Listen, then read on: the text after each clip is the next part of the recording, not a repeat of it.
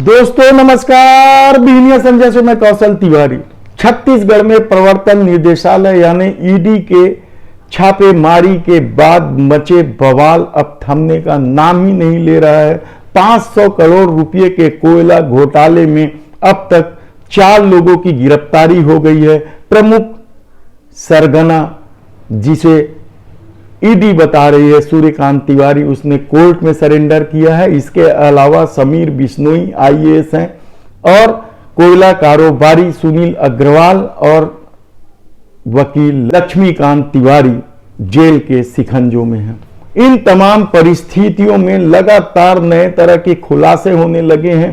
प्रमुख कारोबारियों को लगातार समन देकर पूछताछ की जा रही है और कहा जा रहा है कि इस मामले में हीरा ग्रुप, महानदी कोलवासरी और हिंद एनर्जी जैसे बड़े संस्थान से जुड़े कारोबारी भी ईडी के गिरफ्त में कभी भी आ सकते हैं। उन्हें समन जारी कर दिया गया है, उनसे पूछताछ चल रही है और बहुत सारे खुलासे होने की बात कही जा रही है।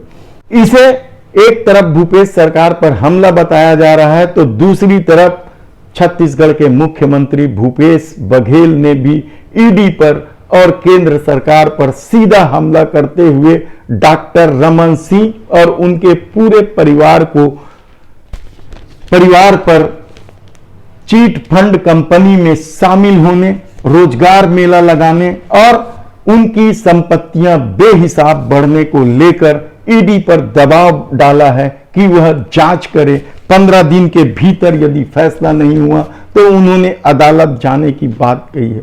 उन्होंने 36,000 करोड़ रुपए के नान घोटाले का भी मुद्दा उठाते हुए कहा कि 2004 से 2015 के बीच 36,000 करोड़ रुपए का नान घोटाला हुआ है और ईडी जानबूझकर बचा रही है। छोटे छोटे मामले में संज्ञान लेने वाला ईडी आखिर चीट फंड कंपनी और 36,000 करोड़ के नान घोटाले के मामले में जांच क्यों नहीं कर रही है।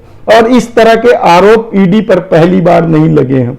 शारदा नान घोटाले में भी जब शामिल आरोपी भाजपा में चले गए तो ईडी ने उनके खिलाफ कितने बार पूछताछ की कोई नहीं जानता।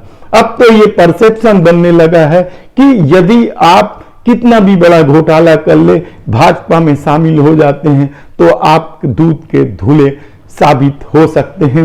और इस परसेप्शन के चलते ही कई घोटालेबाज बड़े नेता अधिकारी भाजपा में लगातार शामिल भी हुए हैं, कहा जाए तो गलत नहीं होगा। और ईडी केवल विपक्ष में बैठे लोगों के खिलाफ ही कार्रवाई कर रही है, ऐसा परसेप्शन बन चुका है, कहा जाए तो गलत नहीं होगा। और इन तमाम परिस्थितियों में जब मुख्यमंत्री भूपेश बघेल ईडी को पत्र लिखकर 15 दिन के भीतर फैसला नहीं आने पर अदालत का दरवाजा खटखटाने की बात करते हैं, तब क्या यह मामला राजनीतिक रंग नहीं चढ़ेगा? क्या डॉक्टर रमन सिंह और उनके पूरे परिवार पर मुसीबत आने लगी है? उनके पुत्र जो सांसद भी रहे हैं अभिषेक सिंह और उनकी पत्नी के खिलाफ भी चीट फंड कंपनियों को प्रश्रय देने, उनके कंपनियों के उद्घाटन और उन्हें बढ़ावा देने के कितने ही आरोप लगते रहे हैं। और जब पिछले बार विधानसभा का चुनाव हुआ था तो चीट फंड कंपनियों के शिकार लोगों को उनकी राशि वापस देने की बात भी भूपेश सरकार ने अपने चुनावी घोषणा पत्र में की थी और इसकी वजह से चीट फंड कंपनी के शिकार हुए हजारों लाखों लोगों ने कांग्रेस का समर्थन किया था। कुछ कंपनियों की संपत्ति नीलाम भी हुई है और कुछ पैसे लौटाए भी गए हैं, लेकिन इस राह में कहां बाधा है कि यह देखने की बात है। दूसरी तरफ जिस तरीके से भूपेश बघेल ने ईडी के निदेशक को पत्र लिखा है वह मामला आगे राजनीतिक रंग लेगा। सवाल तो यह अभी उठ रहे हैं कि यह मामला क्या वित्त विभाग का था, गृह मंत्रालय का था, पत्र उन्हें क्यों नहीं लिखकर निदेशक को क्यों लिखा गया है।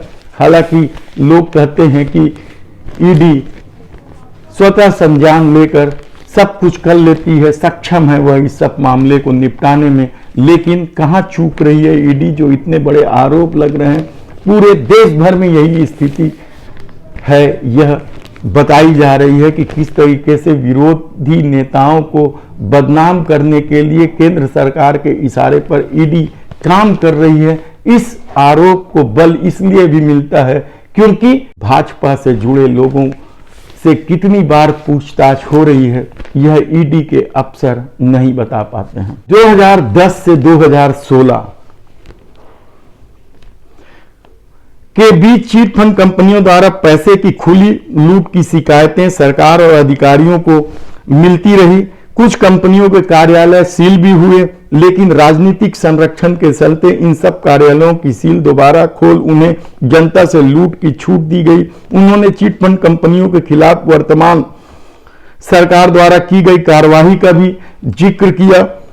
इनमें निवेशकों से अब तक 25 लाख से अधिक आवेदन मिले, जिसके अनुसार यह 6,500 करोड़ रुपए की धोखाधड़ी का मामला है। रमन सिंह उनके मंत्रियों के संरक्षण में चिट फंड कंपनियों द्वारा किए गए घोटाले के असली दोषियों को सजा दिलाने और अपनी राशि वापस प्राप्त करने का बेसब्री से इंतजार कर रहे हैं, यह पत्र में भूपेश बघेल ने जिक्र किया है। 36,000 करोड़ के नान घोटाले और लगभग 7,000 करोड़ के चिट फंड कंपनियों की धोखाधड़ी के इस पूरे मामले को लेकर ईडी क्या करती है यह तो बात का विषय है, क्योंकि कहा जा रहा है कि नीचे से लेकर ऊपर तक जिस तरह का सेटिंग हो चुका है, पिछले सरकार के कार्यकालों में कितने ही आरोप लगे, लेकिन उन आरोपों का क्या किया जाए। पड़ोसी राज्य जो पहले हम छत्तीसगढ़ भी उनके हिस्से में थे, मध्य प्रदेश में भी व्यापम घोटाले से लेकर दूसरी तरह के कई तरह के घोटाले रहे हैं। और नितिन गडकरी ने तो कल खराब सड़कों के लिए माफी तक मांग ली और उस पूरे कार्यक्रम में मध्य प्रदेश के मुख्यमंत्री शिवराज सिंह चौहान भी शामिल थे। ऐसी परिस्थितियों में जब सेलेक्टिव ढंग से ईडी कार्रवाई कर रही है तो क्या उम्मीद की जानी चाहिए कि भूपेश बघेल को अदालत जाने की नौबत नहीं आएगी और ईडी इस मामले में जरूर संज्ञान लेगी, समन जारी करेगी, पूछताछ करेगी। ये बहुत सारे सवाल हैं और इससे भी इतर पनामा पेपर लीक मामले को लेकर भी लोगों के मन में सवाल है। उस मामले में भी डॉक्टर रमन सिंह के पुत्र पूर्व सांसद अभिषेक सिंह का नाम सामने आया था। पड़ोसी देश पाकिस्तान में पनामा पेपर लीक मामले में सजा तक हो गई है और यहां तो जांच भी अधूरे है। कितने ही घोटाले हुए हैं, काला धन 2 गुना हो गया है और बाजार से 2000 के नोट अब गायब होने की भी बात सामने आने लगी है। तो क्या यह दौर अपराध भ्रष्टाचारियों को संरक्षण देने का दौर है, विरोधियों को बदनाम करने का दौर है? सवाल बहुत से है। सोचना होगा कि देश ऐसे कैसे चलेगा। धन्यवाद।